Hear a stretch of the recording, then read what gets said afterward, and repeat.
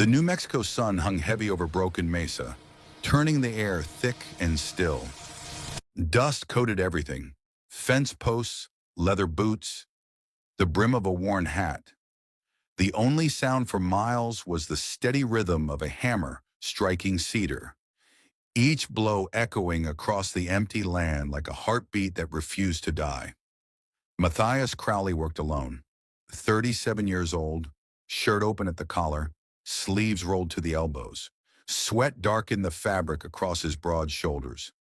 Each swing of the hammer drove another post deeper into the unforgiving earth.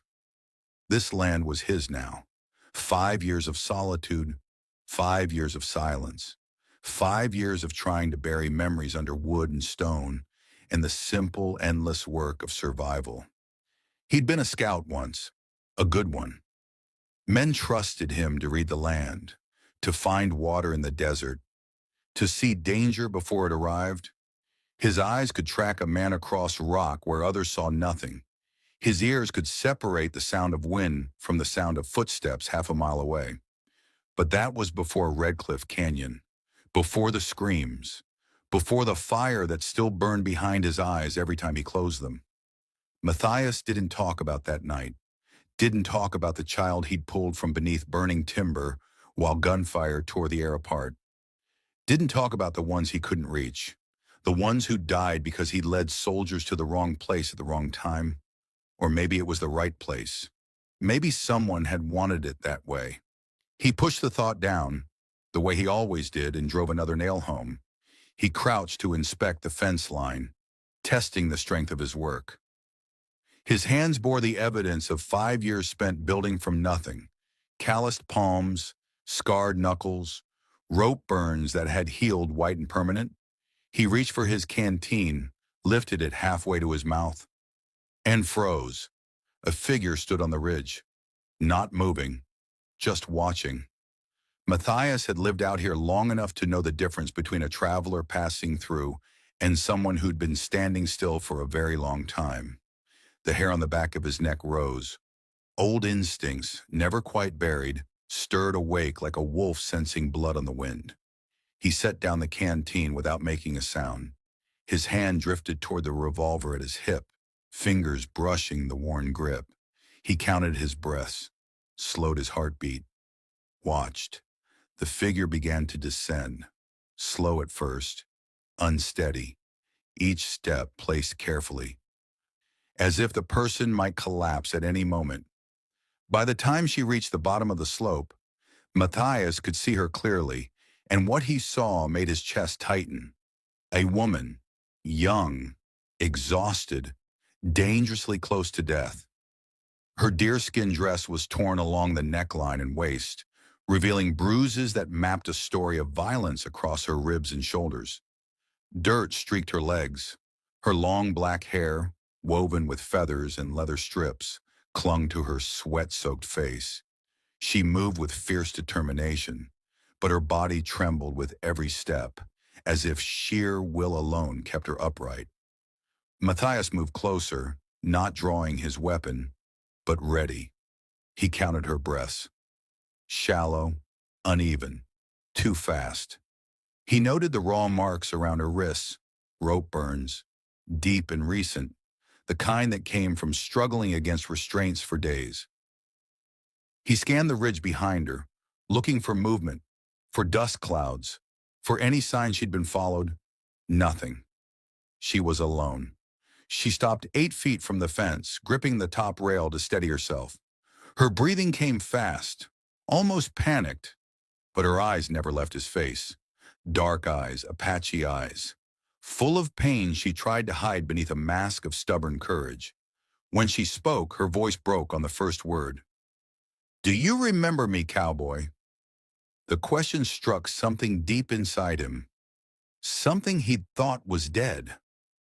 Matthias studied her face, forcing his mind to make sense of the exhaustion, the bruises, the torn clothing. Her eyes, dark, alert, burning with an intensity that cut through the pain, pulled a memory from the darkness where he'd tried to bury it. A child's voice screaming beneath burning timber. Tiny hands gripping his neck so hard they left marks.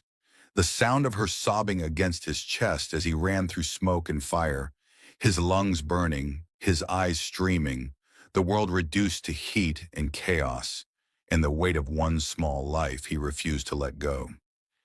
His heartbeat quickened, not from fear, from recognition. "I've seen you," he said slowly, voice rough as gravel. "Years ago, near the cliffs." Her shoulders shook from the effort of standing upright. She swallowed hard, and he saw her throat work against the dryness. "I'm the girl you saved that night," she whispered. "My name is Kimimela. They call me Kimi." A cold weight settled in Matthias's stomach. She wasn't a child anymore. She was a woman now, grown, strong in posture, despite being worn down by hunger, sun, and fear. The little girl who'd clung to him in the darkness had become someone who'd walk through hell to find him again. She lifted her chin, trying to maintain dignity despite her condition. "I came here because you were the only one who ever helped me," she said. "I followed what I remembered, the direction you rode, the shape of these hills. I thought maybe you were still alive. Maybe you'd remember." Matthias glanced at her bruised ribs, at the torn stitching around her waist, at the thinness of her breath, at the way she held herself, proud despite everything. "What happened to you?" Her jaw tightened. Shame flickered across her face, quickly replaced by anger. "My tribe split after the fighting," she said. "Some of the men blamed me for bringing bad luck, said I should have died in the fire with the others. They sold me to a man named Dalton Voss. He wanted to trade me to the mine bosses up north. Use me like property." Her voice dropped. "I escaped 3 nights ago, cut my bonds on a sharp rock, ran through the canyons, hid in dry creek beds during the day so they couldn't track me in the heat. I didn't sleep. I didn't stop." Her voice cracked. "I didn't want to die alone in the dust." Her knees buckled. Matthias caught her before she hit the ground. His arms wrapped around her waist and shoulders, stabilizing her as she leaned heavily into him. Her breath brushed his neck, warm and quick and desperate. Her trembling body pressed against his chest, and he felt her ribs expand unevenly beneath his hands. Kimi clutched the front of his shirt, not in fear, because she had no strength left. "I'm not leaving you out here," Matthias said. The decision formed faster than he expected. She tried to speak, but the words came out weak and quiet. "I told myself, if I reached you, you wouldn't turn me away." Matthias lifted her into his arms in one smooth motion. She let out a soft sound, half relief, half exhaustion. Her torn dress shifted as he carried her, exposing the curve of her thigh through a split seam. He didn't comment. He focused on her breathing, making sure she didn't fade out, making sure she stayed conscious until he could get water into her. Her head rested lightly against his chest. She smelled of dust, sweat, and smoke from long journeys. The scent of someone who'd pushed past every human limit and somehow survived.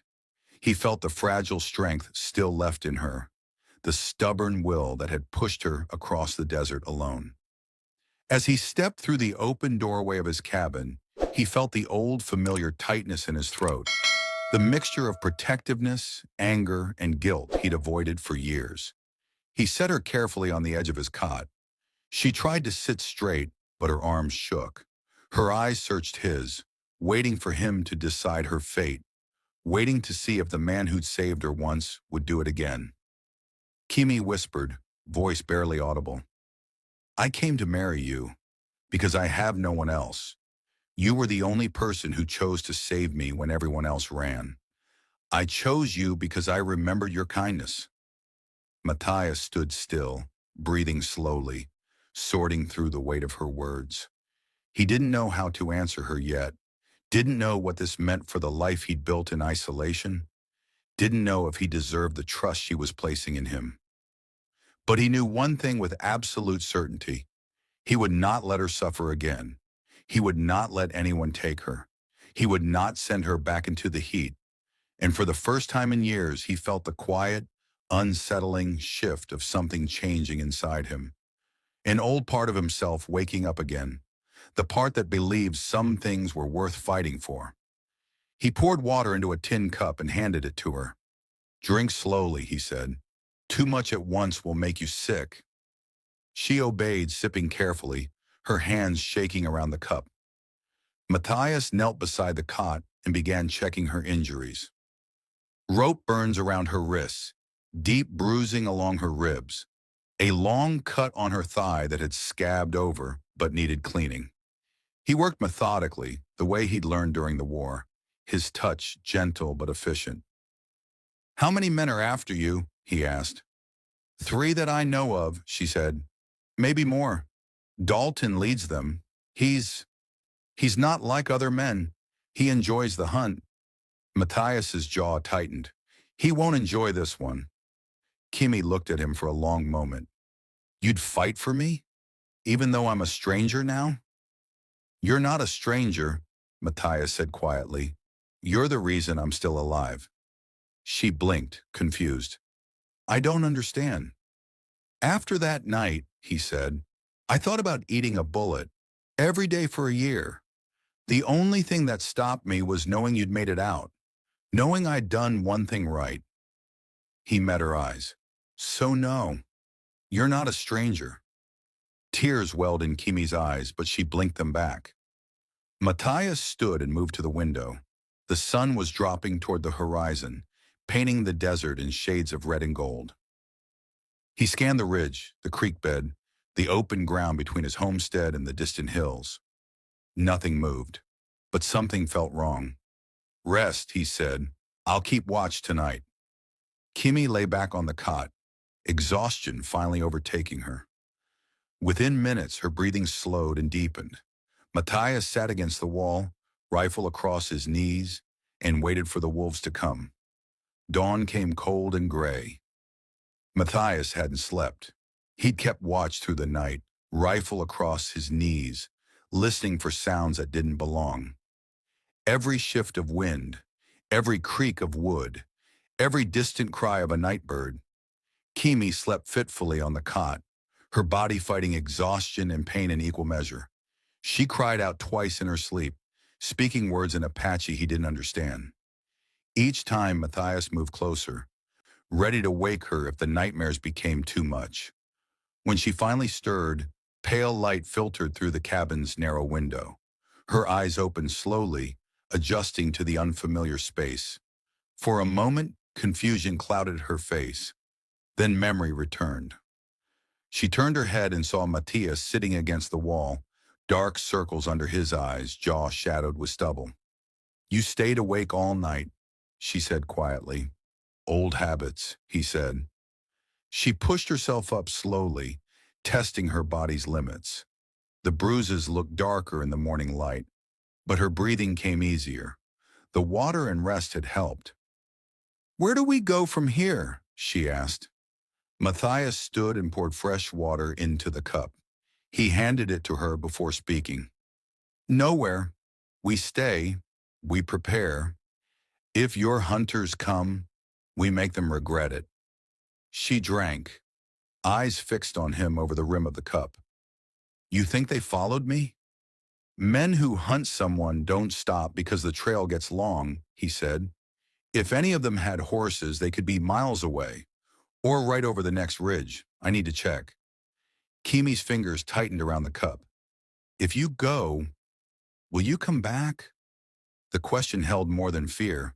It held the weight of every person who'd ever left her behind. Matthias knelt in front of her, meeting her eyes directly. "Yes," he said firmly. "I'll come back. That's a promise." The tension in her shoulders eased slightly. Before stepping outside, Matthias placed the rifle near the door and checked the rounds. He pulled the smaller pistol from beneath his bedroll and showed it to Kimmy. "You know how to use one of these?" "My father taught me to shoot a bow," she said. "Not guns." "Same principle. Point at what you want to stop. Pull the trigger. Don't hesitate." He placed it in her hands.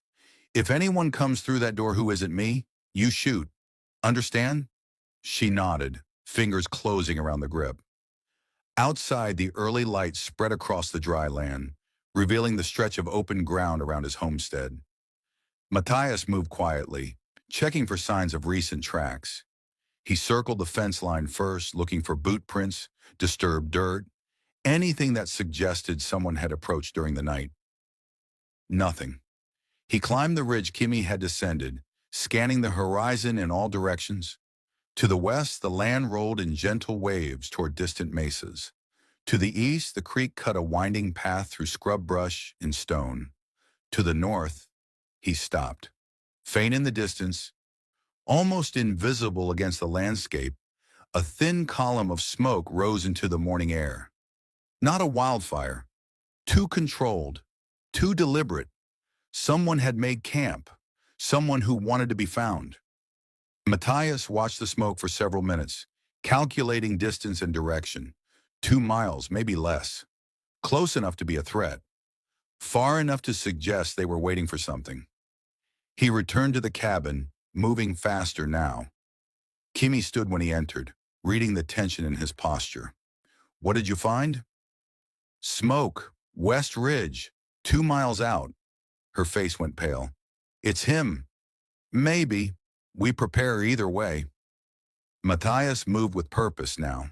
He pulled a wooden crate from beneath the table and opened it, revealing boxes of ammunition, a second revolver, and several strips of dried meat. He began loading weapons methodically, his hands moving with practiced efficiency. Kimmy watched him work. You said you'd tell me, she said quietly, about that night, about Red Cliff. Matthias's hands stilled. He'd known this moment would come, known she deserved the truth. He set down the rifle and sat on the edge of the table. I was the scout, he said.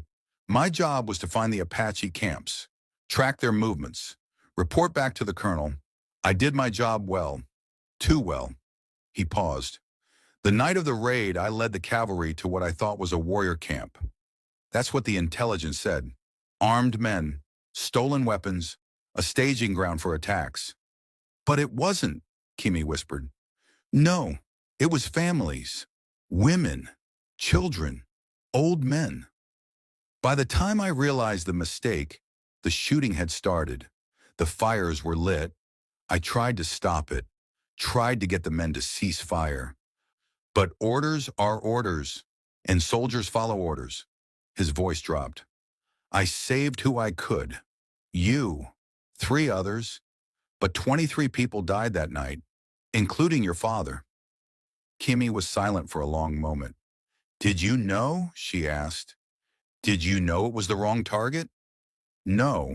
I followed the information I was given, but that doesn't make me innocent. Who gave you the information? Matthias met her eyes. A man named Dalton Voss. The name hung in the air between them like a curse. Kimmy's breath caught. The same Dalton who hunts me now? The same. Why? She whispered. Why would he do that? Gold, Matthias said bitterly. There were rumors of gold in Red Cliff Canyon, Apache land, protected by treaty. But if the Apache were labeled as hostile, if there was an incident, the treaties wouldn't matter anymore. The land would be seized, and Dalton made sure he was first in line to claim it. Kimmy closed her eyes, processing the weight of his words. My father told me something before he died, she said. He said the attack wasn't an accident. He said someone betrayed us. But I didn't know who, didn't know why. She looked at Matthias. You didn't kill my father. Dalton did. I led them there. You were lied to, she said firmly. You tried to save us. That's what I remember.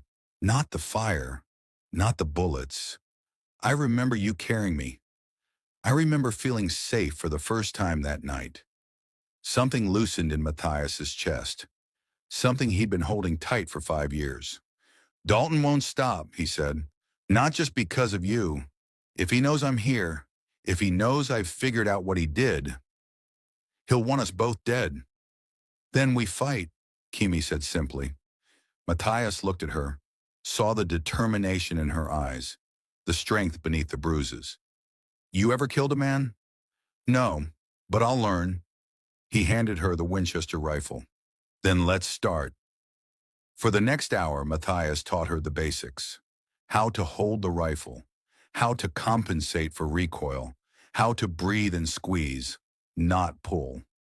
Kimmy learned fast, her natural talent with a bow translating to firearms, better than he'd expected.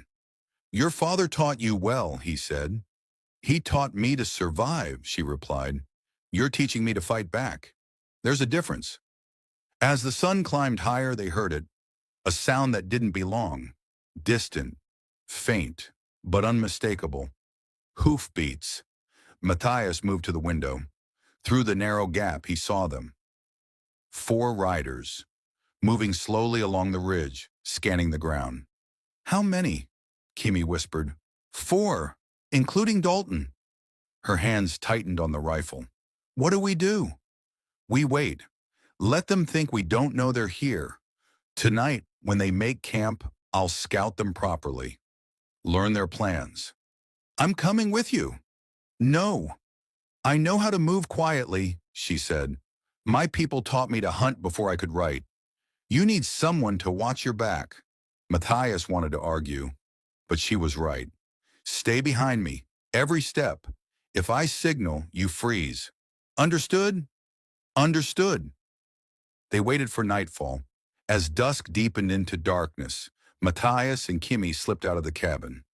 They moved like shadows, keeping low, using the terrain for cover.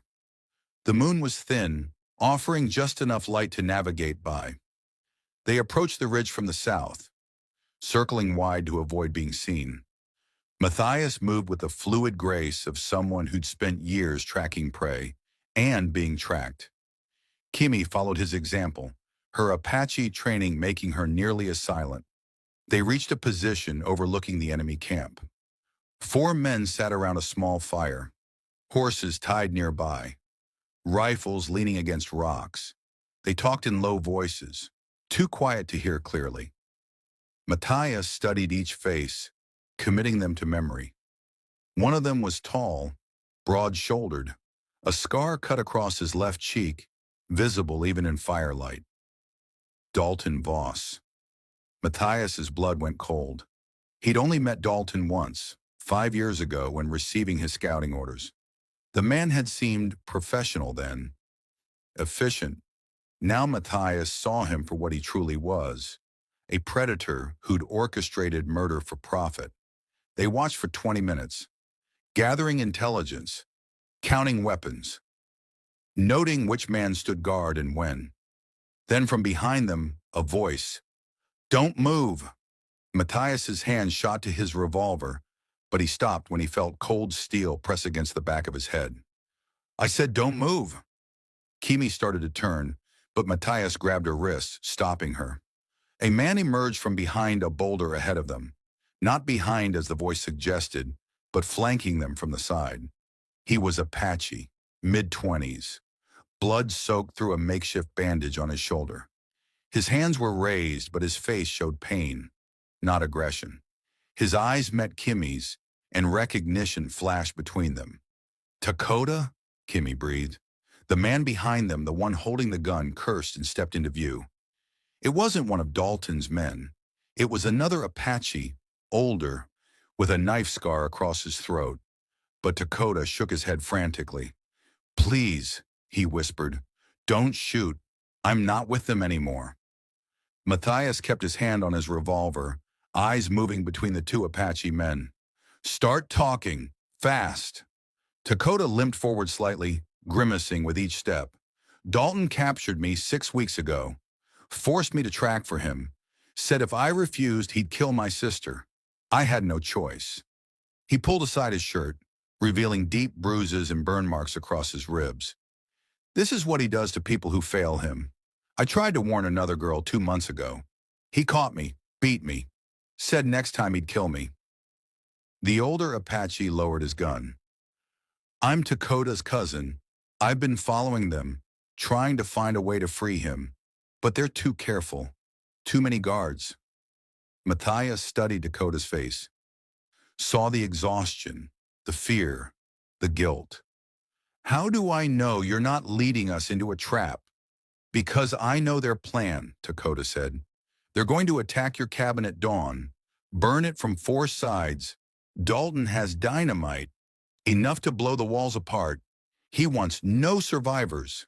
His voice cracked. I don't want anyone else to die because of him. Kimmy stepped forward, placing her hand on Dakota's arm. I remember you. You were friends with my brother. I was, and I couldn't save him either. Tears welled in Dakota's eyes. But I can help save you now, if you'll let me. Matthias hesitated, weighing the risk. Every instinct screamed trap, but the desperation in Dakota's voice felt real. The scars on his body were real, and they needed help. All right, Matthias said slowly, but if you're lying, you die first. Dakota nodded. I understand. They retreated from the ridge, moving carefully back toward the cabin.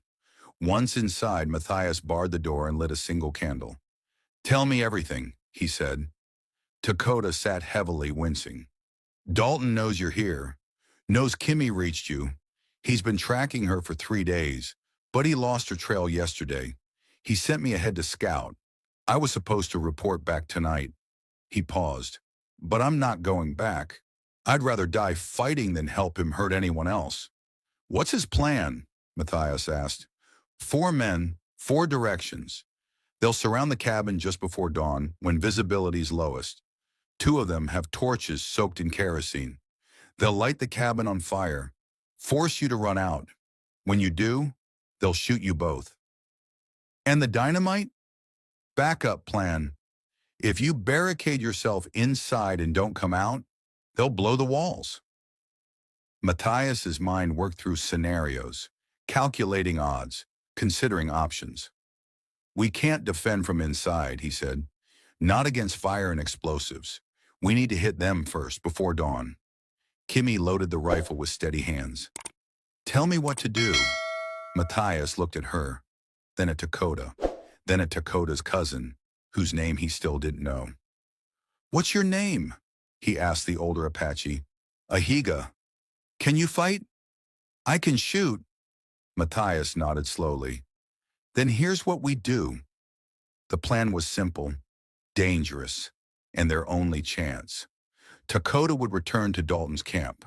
Tell them the cabin was unguarded, that the man had left to hunt. Draw them in early before they were ready. Meanwhile, Matthias, Kimmy, and Ahiga would position themselves around the camp. Create a crossfire. Take out Dalton's men before they knew what hit them. They'll kill you when they realize you betrayed them, Matthias said to Dakota. I know, Dakota's voice was steady, but some things are worth dying for. Kimmy gripped his hand. We won't let you die alone. I won't be alone, Dakota said, smiling faintly. My ancestors will be with me. An hour before dawn, they moved. Dakota limped back toward the enemy camp, rehearsing his lies. Matthias, Kimmy, and Ahiga circled wide, approaching from 3 different directions. They moved in absolute silence, weapons ready, hearts pounding. Matthias positioned himself behind a cluster of boulders overlooking the camp from the west. Kimmy took the south approach, hidden in a shallow ravine. Ahiga covered the north. They waited. The sky began to lighten. False dawn painted the horizon in shades of gray. Then Dakota's voice carried across the still air. Dalton, I found them. The 4 men around the fire stood, grabbing weapons. Where? Dalton's voice was sharp, commanding. Half a mile south. The cabin's unguarded. The man left to hunt. The girl's alone. Dalton smiled, a cold, cruel smile that made Matthias's finger tighten on the trigger. Show me. They moved as a group, leaving the camp behind. Dakota led them south, away from the cabin, toward the killing ground Matthias had chosen. When they reached the narrow ravine, Dalton stopped. Something's wrong, he said. What do you mean? Dakota asked, voice shaking slightly. You're nervous, more nervous than usual. Dalton drew his pistol. What did you do, Tak? Nothing. Dalton shot him in the leg. Dakota screamed and fell. "Where are they?" Dalton roared. That's when Matthias fired. The shot echoed across the ravine like thunder. Dalton dove behind a rock. His men scattered, returning fire blindly. Kimmy fired from the south, her shot dropping one man before he could take cover. Ahiga fired from the north, keeping the others pinned. The battle erupted in chaos. Gunfire echoed across the valley. Smoke and dust filled the air. Men shouted, cursed, died. Dakota crawled toward cover, blood pouring from his leg. He reached for a fallen rifle, aimed at one of Dalton's men, and fired. The man went down, but then another shot rang out. Dakota jerked. Blood bloomed across his chest. He fell backward, gasping. "Kimi!" he screamed with his last breath. "Run!" Kimi's heart shattered.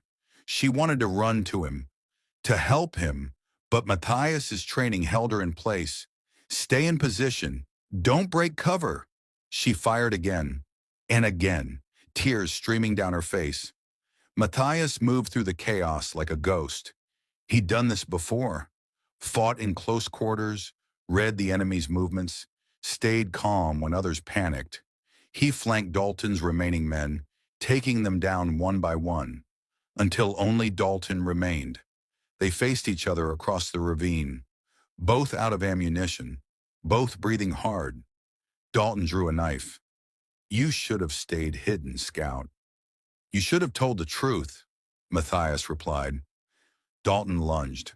Matthias sidestepped, grabbing Dalton's wrist and twisting. The knife fell. Dalton threw a wild punch, connected with Matthias's jaw.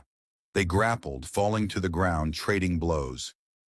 Dalton was bigger, stronger, but Matthias was angrier, and he fought for something Dalton would never understand. Dalton pinned Matthias down, hands around his throat. "You think you can protect her?" Dalton hissed. "You couldn't even protect her people. You led us right to them, remember?" Matthias's vision blurred. His lungs burned. Then, a gunshot. Dalton jerked. Blood bloomed across his shoulder. He turned, shocked, to see Kimmy standing 30 feet away. Smoke rising from her pistol. Face streaked with tears and dirt and fury. Matthias shoved Dalton off, gasping for air. He grabbed his revolver and aimed it at Dalton's head. "It's over," Matthias said. Dalton laughed, blood running from his mouth. "You think this ends it? There are more like me. There are always more." "Maybe," Matthias said, "but you won't see them." He fired once. Clean.